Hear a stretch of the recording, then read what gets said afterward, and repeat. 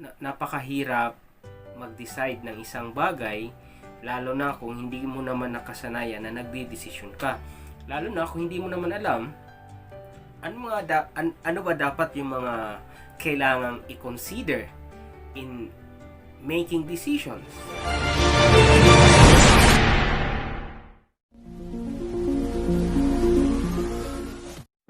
Hello, good day everyone. Good day, STEM 11 Pythagoras. How are you? Happy new learning year. Okay?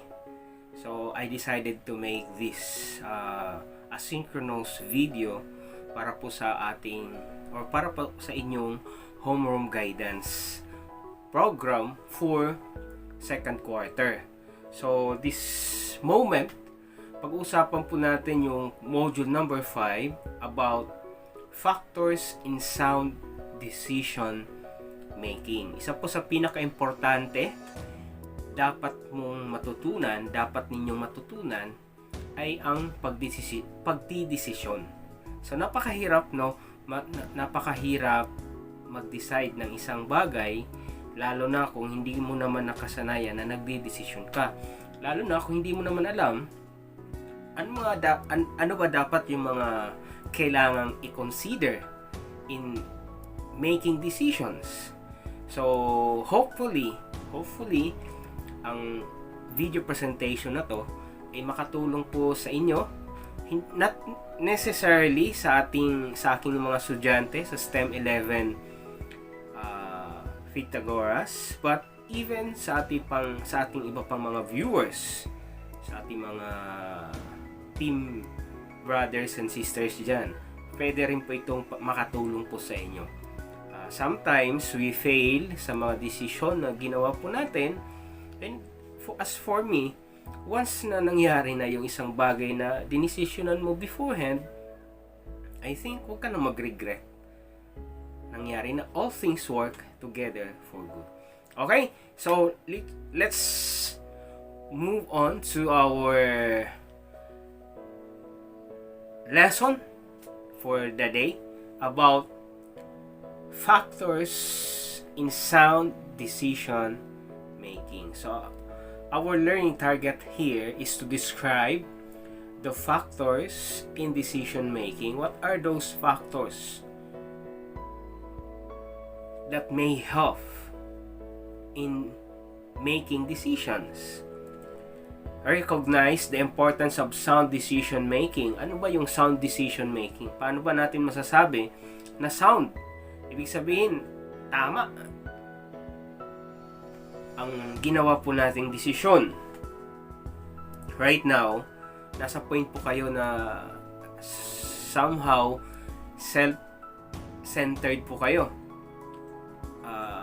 More on emotions kayo. Usually, gusto nyo masaya lang, di ba?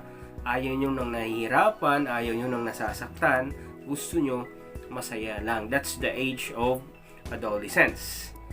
And in that way, minsan hindi na ninyo nare-recognize ano ba yung tamang desisyon na dapat nyong gawin. Lalo na kung pumasok ka na sa pagre-relasyon, di ba? Masaya lang.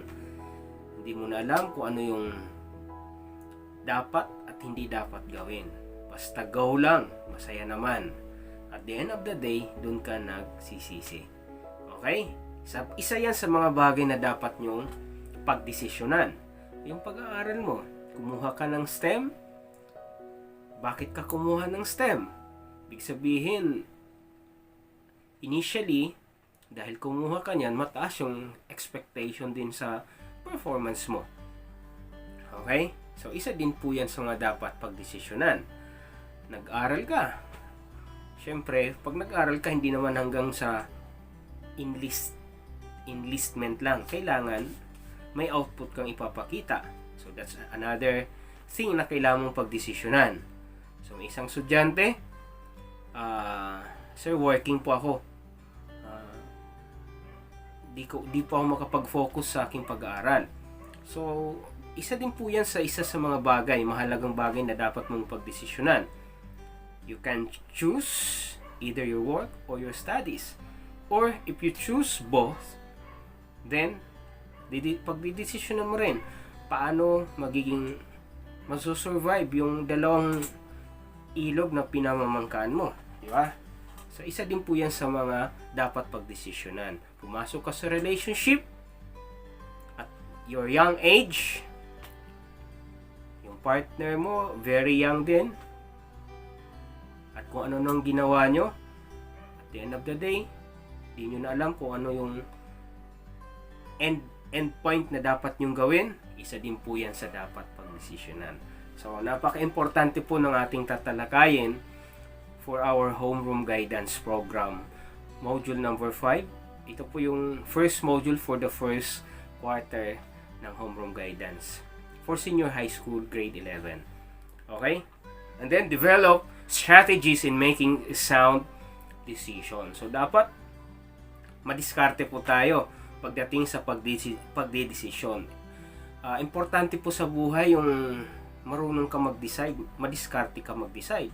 Kasi kung lagi kang dependent, hindi mo pinag-iisipan yung mga decision mo, at the end of the day, kakamot ka na lang sa ulo mo. Bakit ko ginawa to? Bakit nangyari sa buhay ko to? Diba?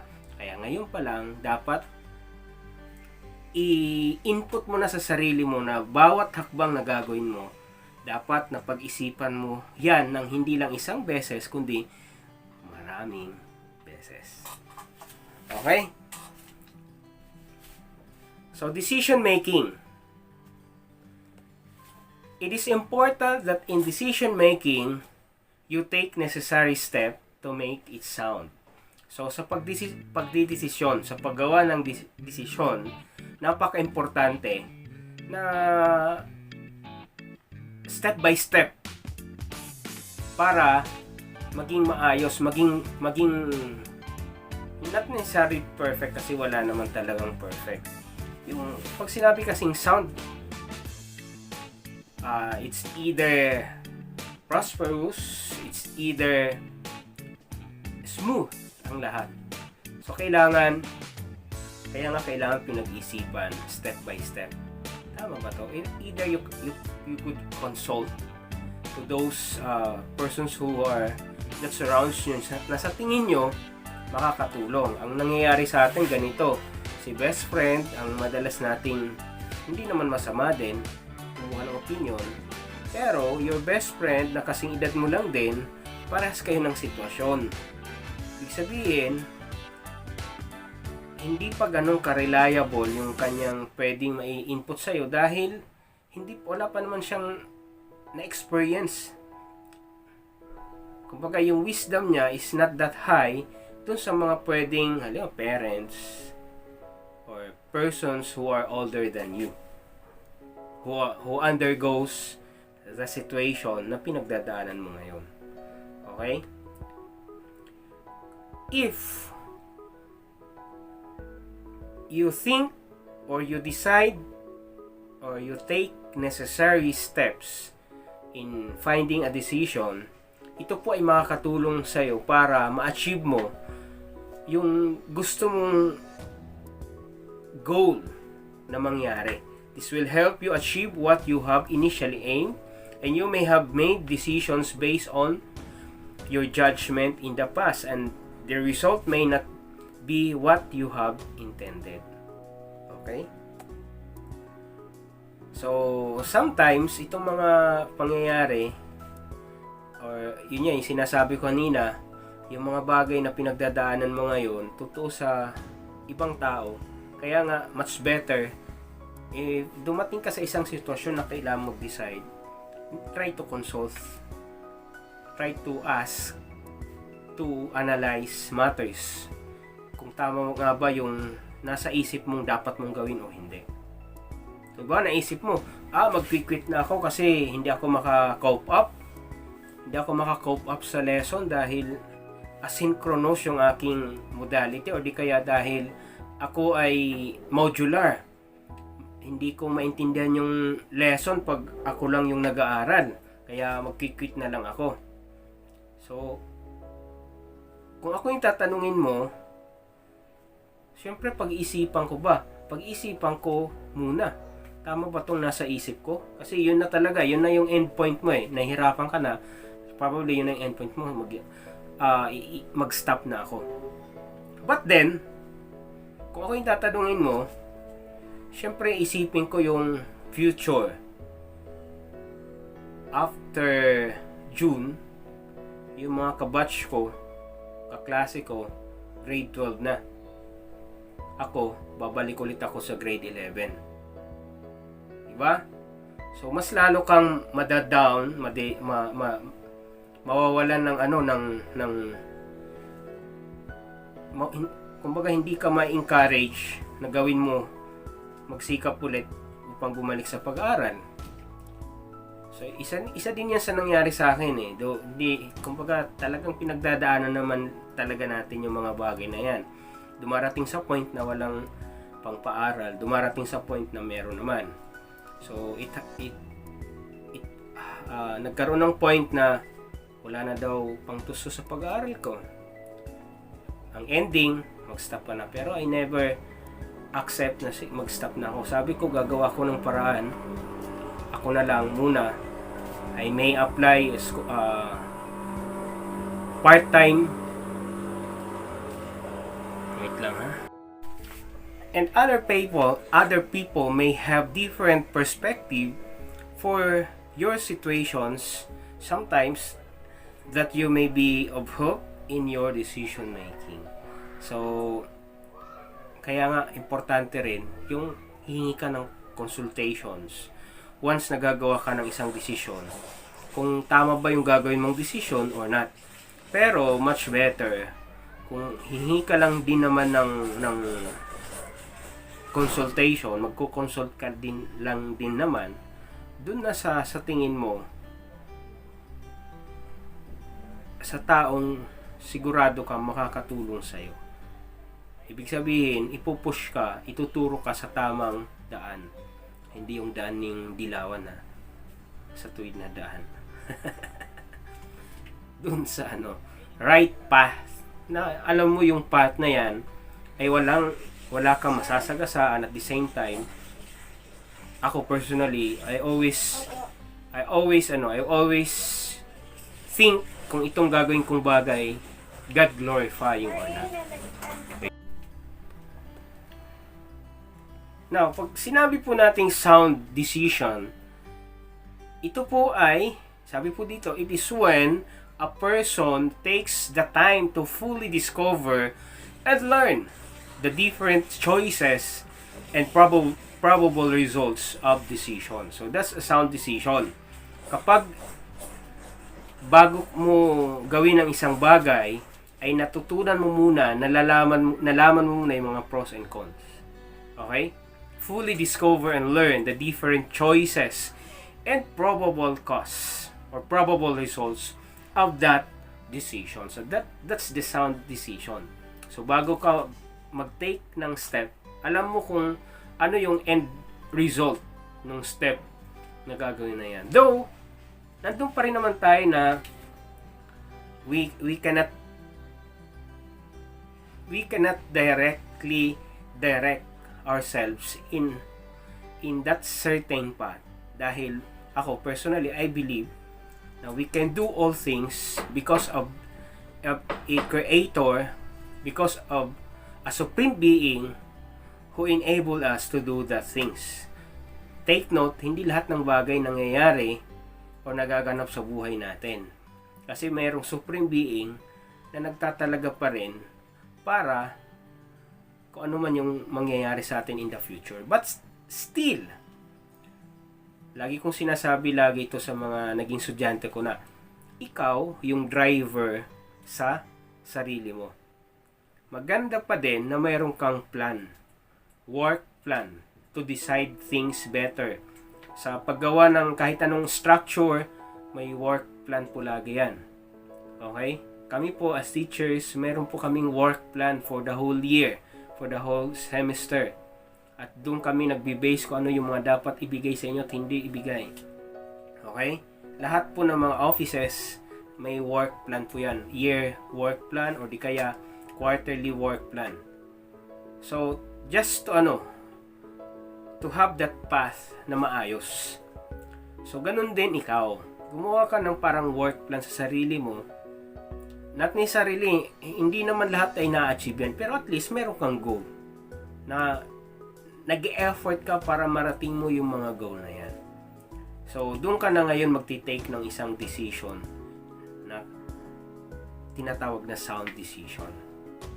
Okay? Kung ang pinag-uusapan po natin para sa sarili mo, para sa career mo, para sa pinapangarap mo sa buhay, pagkatapos ng buhay na to na kabataan. Hindi naman laging bata eh. Darating yung point na yung mga nasa likod mo, yung mga umaalalay sa'yo, yung nagsusupply sa'yo, nagsusupport sa'yo, wala na dyan. Kailangan maging dependent. Kailangan maging, not dependent. Kailangan maging independent. Ibig sabihin, matutong tumayo sa sarili mong paa. And that, dapat marunong kang mag-decide, gumawa ng mga desisyon na makakabuti sa sarili mo, makakatulong sa sarili mo. It involves gathering facts, discussing the information, and making a reflection for a better and deeper decision. So, pag sinabing sound decision, kasama dyan yung paggagather ng mga facts. Sa ganito bang hakbang, ano ba yung mga possible na pwedeng mangyari? O sino na ba yung mga gumawa ng ganitong hakbang? Ano bang nangyari sa kanila? Para magkaroon tayo ng, sabi nga dyan sa ating outline, deeper decision. So here are following or some of the considerations na dapat mo i-consider in making sound decision. So some of na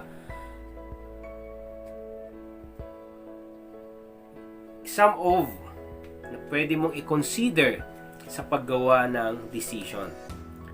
Personal needs and wants. So, syempre, magkaiba yung needs and wants. Ano ba yung personal needs mo? Ibig sabihin ng personal needs, necessity.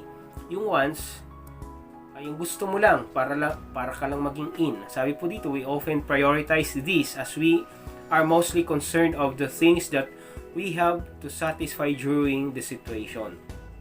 Sa edad nyo po, hindi nyo kinoconsider yung needs. Actually, nandun po kayo lagi sa wants. Gusto ko ng ganito, gusto ko ng ganyan. Kumbaga, yung needs, season lang. Mostly wants. Kasi, dahil dun sa mga napapanood mo, na idolize mo, gusto mo ring lumevel up doon.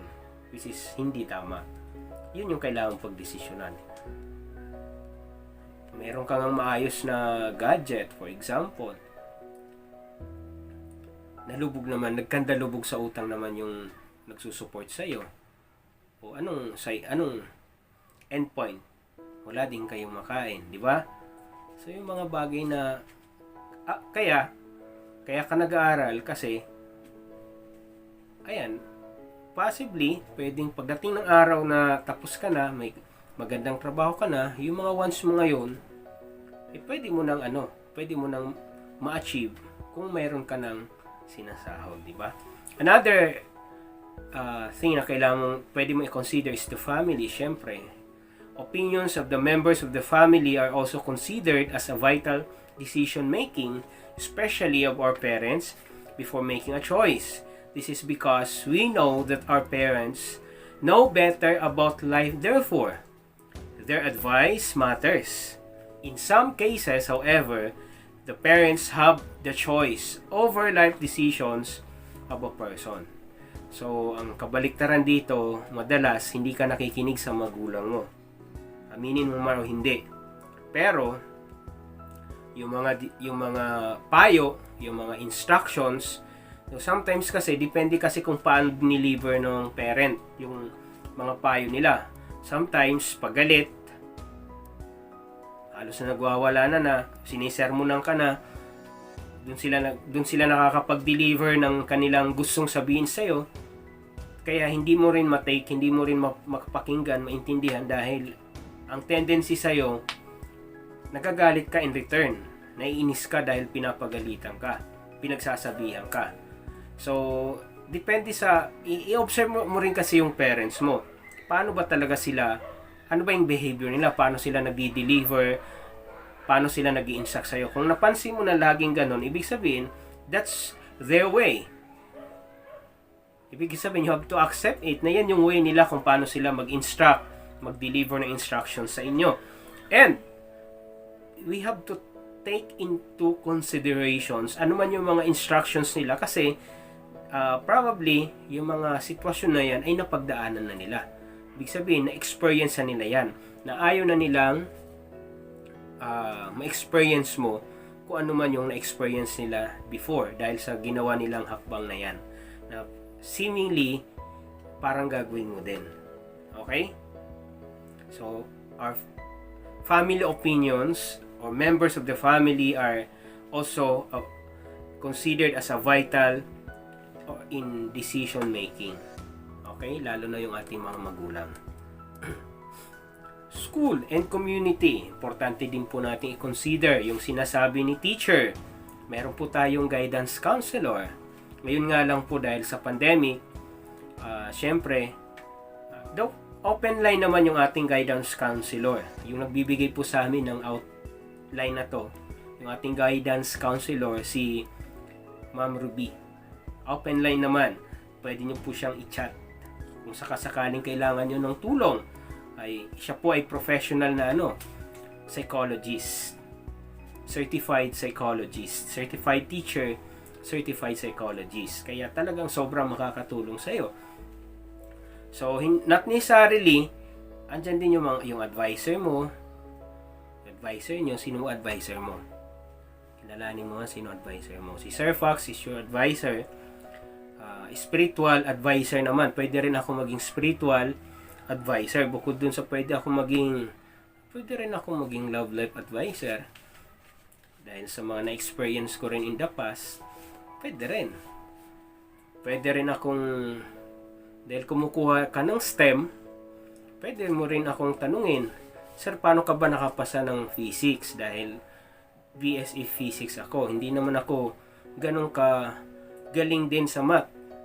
At hindi rin ako masipag mag-aral. Talagang, siguro, yun talaga yung faith. Yun talaga yung ko. Diyan talaga dito talaga inilalagay ako ng Panginoon. Pero hindi ko rin naman pinabayaan yung aking pag-aaral. It so happen hindi ako na-eliminate kaya nandito ako. Kasi kung na-eliminate, hindi ako naging physics teacher. Okay? We often ponder if our decisions are the same as to what we have learned from our experiences and interaction with society and what was taught to us through our formal education. We adapt to the standards set by society and we also carefully see the impact of our decisions to ourselves and to the community to which we belong. So, yung community, hindi yung barkada mo, kundi yung community, yung nasasakupan ng lugar kung saan kayo, yung mga sitwasyon doon, mag-observe ka din. Mag-observe ka yung mga kapitbahay mo. Bakit sila naging ganyan? Diba, dyan sa kapitbahay mo, pabrika ng babies. Bakit naging pabrika ng babies dyan sa kapitbahay mo? Tapos, pag lumabas ka sa kanto nyo, masasalubong mo iba't ibang mukha ng mga bata na hindi nalinisan yung mukha. Anong nangyari? Bakit naging ganon? So, bakit seemingly napapabayaan? Pero, pag tinanong yung ikaw lang, hindi ko yung pinapabayaan. Pero bakit seemingly napapabayaan? So, pwede ka rin mag-research. Ikaw ba, pag nagkapamilya ka, gusto mong ganyan din yung pamilya mo? Halos mapabayaan na yung mga anak mo. So, yun yung sinasabi dito na kailangan mong i-consider yung community. Yung school, ito nakakalungkot madalas kapag ikaw sumasagot sa magulang mo, sasabihin patuloy sa'yo, yan ba yung natututunan mo sa school? Nakapag-aral ka lang, naging bastos ka na? Yan ba yung itinuturo sa'yo ng teacher mo? Di ba? naging masama tuloy yung image ng school na kahit kailan hindi kayo ipinahamak ng school. Kumbaga, itinutuwid niya kayo ng school eh. Pero pagdating sa bahay, dahil sa mga kaibigan, influensya ng kaibigan, sumasagot-sagot kayo sa mga guardians inyo, ang huling sisi tuloy, yung school. Dahil doon niya kayo natututo eh. We often ponder if our decisions are the same as to what we have learned from the experiences and interaction with the society and what was taught us through our formal education. So sa school kasi, doon itinuturo lahat eh. Yung tinatawag na formal education. Pero, sabi nga ng pastor namin, dahil nasisi rin siya ng isang parent, ng isang Sunday schooler, na ang Sunday school ay 1 hour lang naman. Samantalang yung bata, 6 days and 23 hours kasama ng magulang. Nung nagkamali yung anak, sinisi sa church. Yun ba yung natutunan mo dyan sa church na yan? So, parang ganun din sa school. Sa school, 6 hours lang. 6 hours ba tama? 6 hours lang yung time na nandun kayo sa school.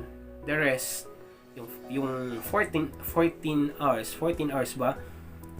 Or 18 hours, nasa tahanan kayo. Kaya hindi pwedeng sisihin ni guardian yung school kung ano man yung mga kabalastugan ninyo, lalo na sa pagdidesisyon. Dahil kami, parang signages lang kami sa daan. Nagga-guide lang kami sa inyo. Sadyang matigas lang ang ulo mo, bakit hindi mo sinusunod yung right at still sinusunod mo pa rin yung gusto mo na alam mong hindi naman magiging kalugod-lugod at the end of the day. Magiging kaayaya at the end of the day. So it's high time for you to decide things, to think things wiser and better. Okay? In some point, ako personally, I always give high considerations of these religious affiliations. Our religious affiliation plays a significant role in our decision-making process, as we should always contemplate if our decisions obey the teachings and values instilled upon us by our faith. So, ano ba yung faith mo? Ako personally, sa lahat ng bagay na pinagdedesisyonan ko, I always take into considerations kung ito ba ay mga bagay na makakapagbigay lugod unang-una sa Panginoon. Yun lang. Kung yun yung goal mo lagi, ako by my personal experience simula nung point na nakakilala ako ng lubusan sa Panginoon. Iba kasi yung nakakilala at kilala siya eh. Pag sinabi kasing kilala mo, lahat po ng tao, even Satan, kilala ang Panginoon. Pero pag sinabing nakakilala, ibig sabihin mayroon kang personal na ugnayan sa Kanya. From that point na nagkaroon ako ng personal na ugnayan sa Panginoon, every decision that I take, I always consider kung yan ba ay makakapagbigay ng glory sa Kanya or not. And from then, I do believe na ano man yung tinatamasa ko right now is His graces. Yan yung mga graces, biyaya ng Panginoon, because of those things na ginagawa ko na I always consider Him. Tama ba tong hakbang na gagawin ko? Hindi. So, ibig sabihin, He is always the center of my decisions. None other. Kasi, pag siya yung center ng decision mo, automatically, pati family, kumbaga ano na yan eh, matitake into considerations na rin yung family mo, yung mga tao nasa paligid mo, at ikaw, higit sa lahat. Pag siya yung center ng mga decision mo. Okay? And media and technology. Ito kailangan din. Ika nga, before you think.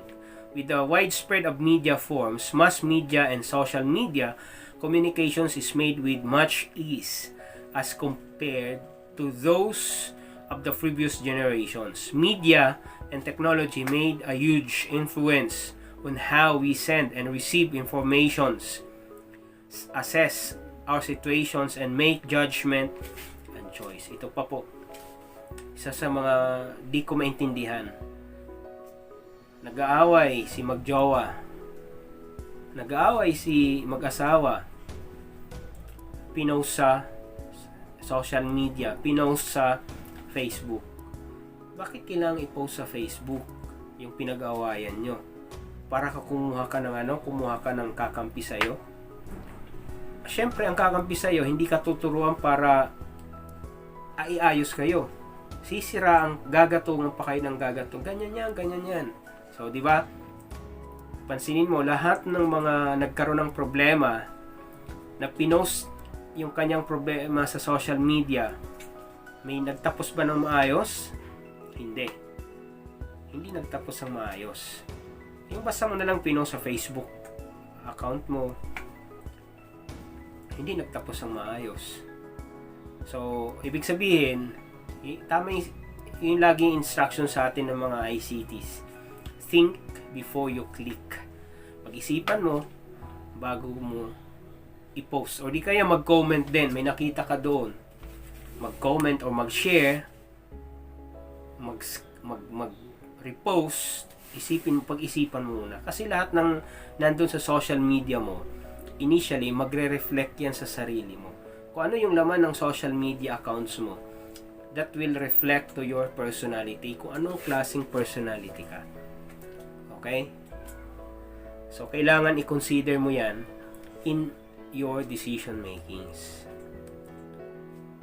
To summarize, ibig sabihin, for us to have a sound decision, kailangan ito yung ma-consider. We have to gather information, identify alternatives, choose from those alternatives na identify natin which is better and best. Lesser, and identify the decisions to be made, and then from there pwede ka nang mag-take ng action. Okay? Then afterwards, you have to review your decisions. Teka, tama ba yung mga ginawa kong decision? So kung hindi, better luck next time. Pero usually, kagaya ng sinabi ko, kung ang aim mo para sa sarili mo, para sa mga tao na sa paligid mo, ako personally, hindi ko nang sinasabi na gayahin nyo si Sir Fax. Just to share kung ano man yung na-experience ko, yun yung point na sa tingin ko naging maayos yung flow naging smooth yung flow ng buhay ko. Simula ng point. Ang hirap magsalita pag may na ipinagkatiwala ko ang lahat sa Panginoon. Naging smooth lahat. Basta hindi mo may paliwanag eh. Hindi mo may paliwanag. Yung mga bagay na hindi mo ina-expect, dumarating na lang along your way. Dahil alam mo, nandun yung goal mo na magkapagbigay ng glory sa Kanya. Okay? So much for that. And from here ay magkakaroon po tayo ng mga activities. Okay. Let us have your task number 1. Task number 1. Let's try this for 10 minutes. You and your family will be joining a charity event in a remote island for 3 days. What are the 5 most important things that you need to bring? Write your answer on a clean sheet of paper. Answer also the processing questions after. So here are the processing questions. What made you choose those things? What would happen if you don't bring those things? So that's your task number 1. For task number 2, let's explore this for 30 minutes. So, sabi po dito, in your activity sheet number 1, try to recall the most significant decision you have made in your life. Answer activity sheet as best as you can by highlight the factors that influence your decision. At the back of your activity sheet, the same sheet yung activity 1, answer the processing questions below. If the process cannot let your answer the activity directly, copy and answer the template on a sheet of paper. So kung hindi kasya, another sheet of paper. Ito po yung processing question. Why did you consider that decision as your most significant? What insight have you gained from the activity? Okay? And lastly, for your last task, you have to answer the following questions. What do your feelings tell you sa mga desisyon na ginawa mo? Is it reasonable? What are the available facts? Which solutions are possible? What alternatives do you have? And what is the best solution? And then, task number 4, share your thoughts and feelings suggested. 20 minutes yung suggested time. Recall a decision in your past that you can consider a sound one. Make a simple poster to illustrate the experience. So by following activity sheet 1 and 2 on page 10 and 11. So gagawa ka ng poster about your experience. Make a simple poster to illustrate your experience in terms of decision making. Okay? That's all for now. And don't you worry, ito pong ating module number 5 ay good for 2 weeks po ito. Kaya ibig sabihin, itong mga tasks niyo ay gagawin nyo for 2 weeks as well. That's all for today. Thank you for listening. Hopefully, nakapagbigay po ito sa inyo ng kunting kaalaman from Sir Fox Learning Channel. Happy New Learning Year. Mabuhay po tayong lahat. God bless.